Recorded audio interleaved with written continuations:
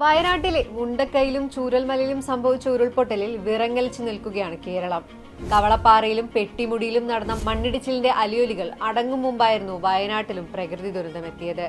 കാലാവസ്ഥാ വ്യതിയാനവും ലോലമായ പരിസ്ഥിതിയും വനനശീകരണവുമാണ് കേരളത്തിലെ ഉരുൾപൊട്ടലുകൾക്ക് കാരണമെന്നാണ് പഠന റിപ്പോർട്ടുകൾ.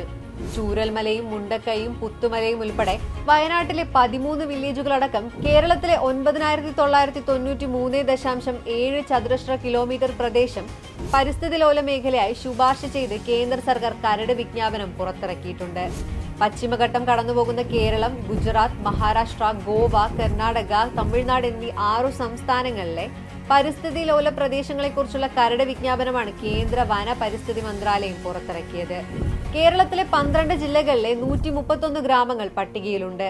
വയനാട്ടിലെ മാനന്തവാടി, വൈത്തിരി എന്നീ താലൂക്കുകളിലെ 13 വില്ലേജുകൾ പട്ടികയിൽ ഉൾപ്പെടുന്നു. ISROയുടെ നാഷണൽ റിമോട്ട് സെൻസിംഗ് സെന്റർ കഴിഞ്ഞ വർഷം പുറത്തിറക്കിയ ഉരുൾപൊട്ടൽ ഭൂപടത്തിൽ രാജ്യത്തെ 30 ദുരന്ത സാധ്യതാ മേഖലകൾ ചൂണ്ടിക്കാട്ടിയിരുന്നു. ഇതിൽ 10ഉം കേരളത്തിലാണ്. പശ്ചിമഘട്ടത്തിലെ പ്രത്യേകിച്ച് കൊങ്കൺ മേഖലയിലെ 90,000 ചതുരശ്ര കിലോമീറ്റർ ഭാഗം ശക്തമായ മഴയിൽ മണ്ണിടിച്ചിലും ഉരുൾപൊട്ടലും ഏത് സമയത്തും ഉണ്ടാകാവുന്ന മേഖലയായി ISRO മുന്നറിയിപ്പ് നൽകുന്നു. ഉയർന്ന ജനസാന്ദ്രതയും വീടുകളുടെ എണ്ണവും മൂലം പശ്ചിമഘട്ടത്തിലെ പ്രത്യേകിച്ച് കേരളത്തിലെ താമസക്കാരുടെ സുരക്ഷ കൂടുതൽ ഗൗരവത്തോടെ കാണണമെന്നും ഈ റിപ്പോർട്ടിൽ പറഞ്ഞിരുന്നു.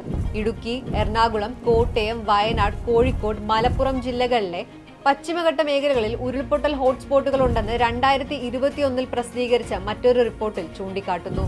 കേരളത്തിലുണ്ടാവുന്ന ഉരുൾപൊട്ടലുകളിൽ 59% കൃഷിഭൂമിയിലാണ്.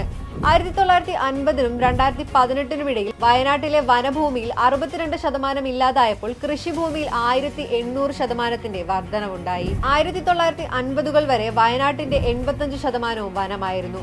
ഇന്ന് വനവിസ്തൃതി കുറഞ്ഞു. ലോകത്താകെയുള്ള ഉരുൾപൊട്ടൽ മേഖലകളിലെ ഹോട്ട്സ്പോട്ടുകളിൽ 8-1 പശ്ചിമഘട്ടത്തിലാണെന്നും ശാസ്ത്രജ്ഞർ പറയുന്നു. പശ്ചിമഘട്ടത്തിലെ പരിസ്ഥിതിയെക്കുറിച്ച് വിശദമായി പഠിച്ച റിപ്പോർട്ട് തയ്യാറാക്കിയ മാധവ് ഗഡ്ഗിലും ഉരുൾപൊട്ടലുകളെക്കുറിച്ചും പ്രകൃതി ദുരന്ത സാധ്യതയെക്കുറിച്ചും മുന്നറിയിപ്പ് നൽകിയിരുന്നു. പശ്ചിമഘട്ട മേഖലയാകെ പരിസ്ഥിതി ലോലമായി പ്രഖ്യാപിക്കണമെന്നായിരുന്നു 2011 ഗാഡ്ഗിൽ കേന്ദ്ര സർക്കാരിന് നൽകിയ റിപ്പോർട്ടിലെ ശുപാർശ.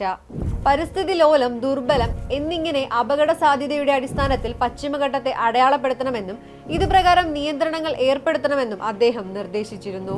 പരിസ്ഥിതി ലോല മേഖലയിൽ 1-ാം വിഭാഗത്തിൽപ്പെടുന്ന പ്രദേശങ്ങളിൽ ഖനനം പാടില്ല. പുതിയ താപനിലയങ്ങളോ ജലവൈദ്യുത പദ്ധതികളോ തുടങ്ങരുത്. കാറ്റാടി വൈദ്യുതി പദ്ധതി പാടില്ല തുടങ്ങിയവയായിരുന്നു പ്രധാന ശുപാർശ. സംസ്ഥാന സർക്കാരുകളുടെയും വ്യവസായ മേഖലകളുടെയും പശ്ചിമഘട്ടത്തിലെ താമസക്കാരുടെയും എതിർപ്പ് മൂലം 14 വർഷം പിന്നിടുമ്പോഴേക്കും ഈ റിപ്പോർട്ട് ഇതുവരെയും നടപ്പാക്കാനായിട്ടില്ല.